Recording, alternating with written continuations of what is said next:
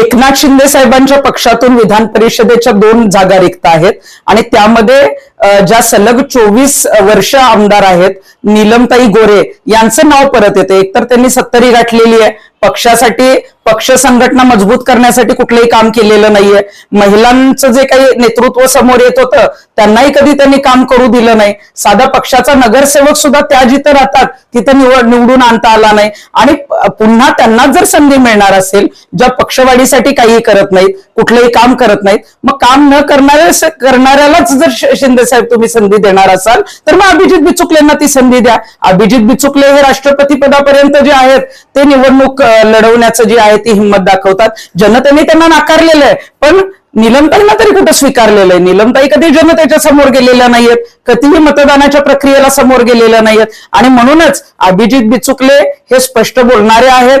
त्यांचे जे आहे ते आपण बघतो की त्यांना भारतामध्ये ते लोकप्रिय आहेत, त्यांना अनेक लोक फॉलो करतात आणि ते हिंदू विचारसरणीचे आहेत. शिंदे साहेब हे साताऱ्याचे आहेत आणि अभिजित बिचुकलेही साताऱ्याचे आहेत. त्यामुळं तुम्ही जर अभिजित बिचुकलेंना संधी दिली तर निश्चितच नीलमताईंपेक्षा राज्यभरात दौरे करून पक्ष संघटना वाढवण्यासाठी जे आहे ते चांगले काम करतील आणि संधीचं सोनं करतील.